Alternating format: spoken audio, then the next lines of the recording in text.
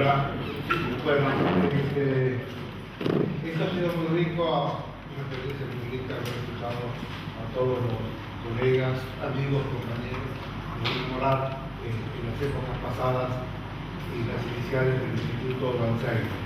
Yo voy a permitir llenar algunos huecos que por ahí se han ido introduciendo, dado la condición de que yo tuve la fortuna de haber pasado acá en Bariloche 3 épocas de mi vida.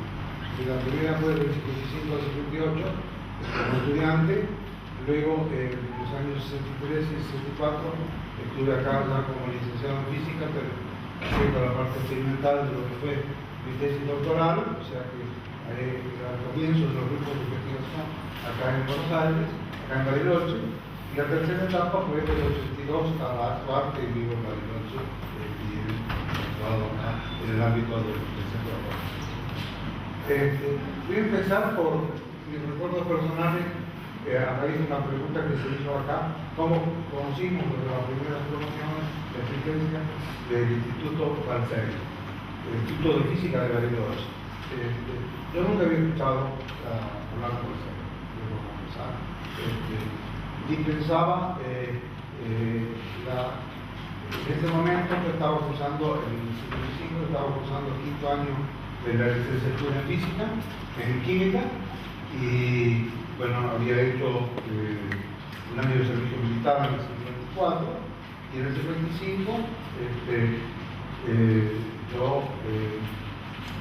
había tenido antes un puesto en una oficina pública, del cual tuve que renunciar porque en un acto estudiantil me detuvieron y detectaron y en la oficina me dijeron: ya, o renunciás o te exoneramos. Mi mamá se asustó mucho que yo no me exonerara, y renuncié, y trabajaba en aquella época en un técnico químico, analista químico en una planta en Berazategui, inclusive. Yo viajaba de la planta de Berazategui, cursaba, dormía muy poco, y ya me había acercado a la cátedra de físico-química de La Plata, que el jefe de trabajo práctico era la persona que era, como yo, egresada del Colegio Nacional de La Plata, el doctor Jorge Arvía, que después fue fundador del ISTA, del Instituto de Físico-Química. Y yo me había acercado a él para hacer físico-química y me daban cosas a estudiar, y me hacían las funciones de partición, mecánica estadística, termodinámica. Yo me había manejado bien con la termodinámica clásica, pero cuando ya aparecía la termodinámica estadística ya no sabía qué hacer. Así que bueno, había pensado en inscribirme en la licenciatura en física porque no me veía haciendo análisis clínico, ni análisis clínico ni análisis bromatológico. Esas cosas me asustaban por venir de licenciado en química. Y bueno, una tía mía me dice: Granito, ¿sabías sobre qué hay? Una nota sobre el Instituto de Física de Bariloche, y con muchos otros, la recorrió el tren, y yo Buenos Aires, la Avenida Libertador, creo que me entendió Maestegui, me dio unos papelitos. Yo le pregunté a Maestegui: ¿pero esto es que se la afilió del cronista?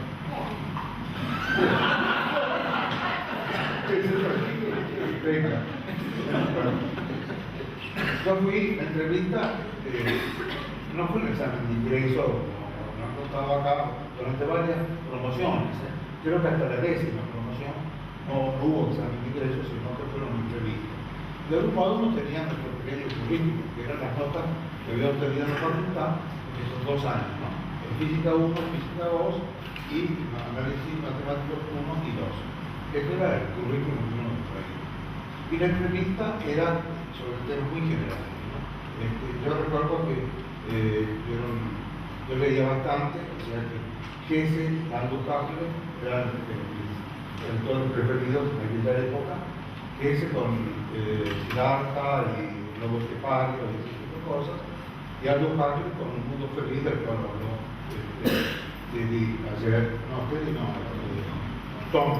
Tommy habló ayer sobre los alfa, los beta y los gamma, que eran los personaje de un mundo feliz, la categoría social del mundo feliz. Bueno, lo de Siddhartha y Hermann Hesse nos sirvió, llegados acá, y con la perspectiva esta de convivir con unos monjes más viejos que nosotros, que nos iba a iniciar en el mundo de la física, nosotros íbamos a ser los discípulos elegidos, y nosotros bautizamos esto inmediatamente como el monasterio del alma, ¿no? Un poco por la parte ascetismo, ¿no? Porque Bariloche era un lugar muy chico en ese entonces.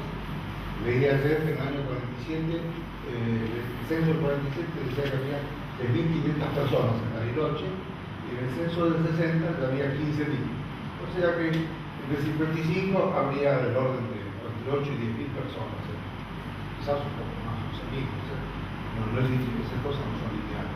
Pero era muy chico. Ya todos han descrito esto de los páramos, piedras por todos lados, así con Gaviola en el año 60 y algo, ¿no? 63, 64, se hizo la campaña esta para sembrar árboles, y todos los que estábamos en ese entonces nos asignaron, Gaviola nos asignó unos árboles para que los regáramos. Creo que regué los árboles entre el pabellón 4 y el puerto experimental. Esos árboles que todavía están eran los que yo tenía que regar. Bueno, volviendo antes de entrar a la parte de la creación de los laboratorios, ya referí un poco a los momentos iniciales, ¿no? Cuando llegamos acá. Cuando llegamos acá, cuenta, nos acordamos ustedes a veces, que Foglio fue a recibir, Mario Foglio ya estaba acá, nos fue a recibir a la estación. Y nos decía Mario Foglio, también nos contaba que tenían ganas, que no lo completaron, que habíamos ido a esperar una carreta de bueyes. Más o menos para tornarnos a pero sí había. En ese entonces circulaban las carretas de bueyes con rollos de madera. Uno lo veía en el camino a Osura, lo que es ahora la Macabra, por eso que se había pegado al crecimiento, ¿no? Por ahí iba una señora gorda con sus hijos, los bueyes y los rodillos de madera. Bueno, cuando llegamos acá, bueno, nos recibieron, todo el mundo ha dicho, ya nos ha contado que no hubo ningún acto, nada, nos quedaron mañana 8:30, una audita que vino a ser donde está tesorería, más o menos, ahora en el pabellón de administración, hicieron un aula y ahí nos esperaba avanzar y para sorpresa de los que veníamos de química, nos dijo, bueno, me han pedido el doctor Balseiro que les haga un repaso de análisis vectorial. O sea que nos hizo un repaso de análisis vectorial, pero sucedía que ni Halper, ni Millón, ni yo, en los análisis matemáticos que habíamos cursado, que habíamos rendido exitosamente, no figuraba análisis vectorial. O sea que a la mañana siguiente vino el Balseiro y empezó usando análisis vectorial para todos los electromagnetismos. O sea que nosotros tres fuimos rápidamente a la biblioteca a aprender del Phillips en 4 o 5 noches, no sé qué si lo aprendimos, pero durante todo ese primer semestre vinimos con esa aprendizaje acelerado que hicimos de la parte vectorial, análisis vectorial. Quiere decir que, diría yo, que rápidamente la presión nos provocó, no sé si coincidirán, Abel y Verónica, que a lo mejor eran de los pasados de la formación, pero muchos de nosotros sentimos la presión de la carga tan fuerte de estudio, ¿no? Porque nosotros tenemos 5 materias, todas fáciles. La mecánica racional con Coletti, el magnetismo con Balseiro, análisis matemáticas con Balanzano, experimental con Negra, química con sería, ¿no? Ya estaba más que el primer semestre. Usaron Poli y Bu. Poli y Bu, me parece que Clara y Navilo que tienen el segundo semestre. Y junto con español, que fueron los que en el segundo semestre nos dieron radioquímica. Pero el primer cuatrimestre teníamos esas 5 materias, inglés, y aparte, para que no nos cansáramos los sábados por la mañana, hacíamos ejercicios físicos.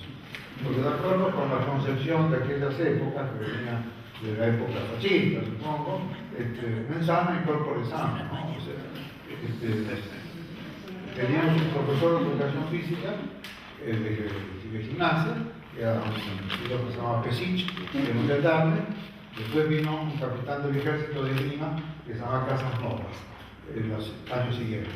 Pero íbamos al campito detrás de las casas del ejército, al oeste del alambrado nuestro, detrás del pabellón 4, usábamos un campito y hacíamos gimnasia ahí o jugábamos al fútbol. Hay una foto ahí que cuando le ganamos, no los oficiales, le ganamos a los oficiales del ejército. Y creo que sí, otra cosa que fue impactante en esos primeros meses fue primero el frío, ¿no? Había mucha nieve. En agosto de ese año fue un agosto nevador y rápidamente tuvimos contacto con el mundo exterior, porque apareció Jorge Sábato con una visita que fue el profesor Robert Campbell. Sábato, en forma paralela a la creación del instituto, de la comisión que se organizó con el objeto de tener recursos humanos,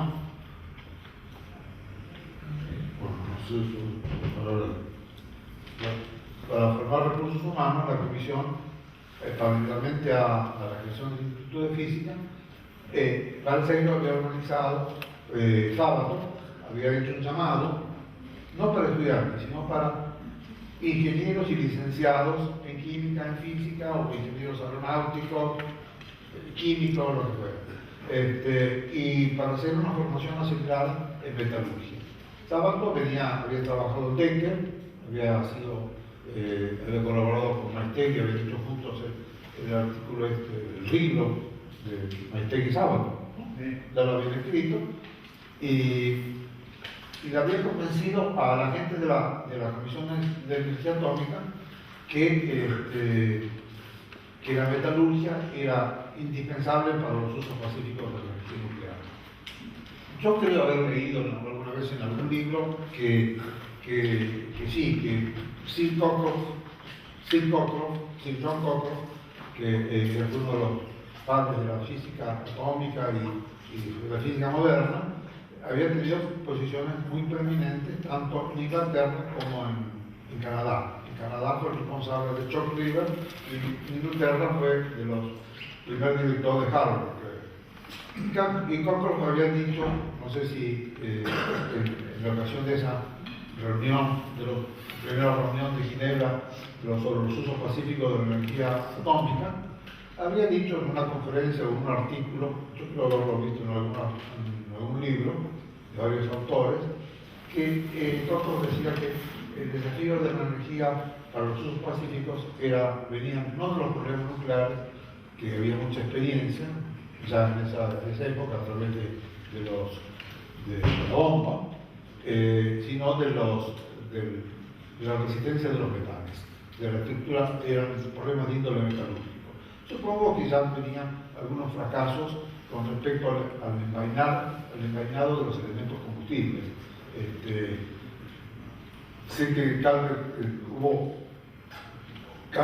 me parece que es uno de los primeros reactores de Inglaterra, trabajaba con aleaciones de aluminio, eran refrigerados con gas, en fin, había varias experiencias porque el envainado de los elementos combustibles se corroía, se deterioraba y eso no daba la ecuación económica, se había que ir cambiando a cada rato, aparte de que los productos radioactivos que estaban encerrados en el elemento combustible podían salir al exterior y provocar contaminación.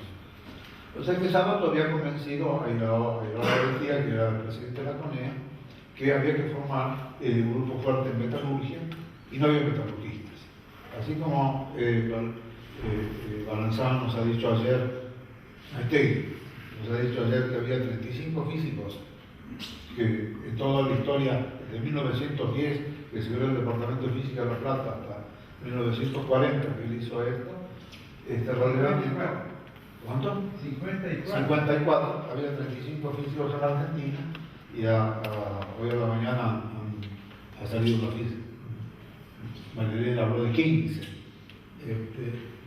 Así que era un número ínfimo.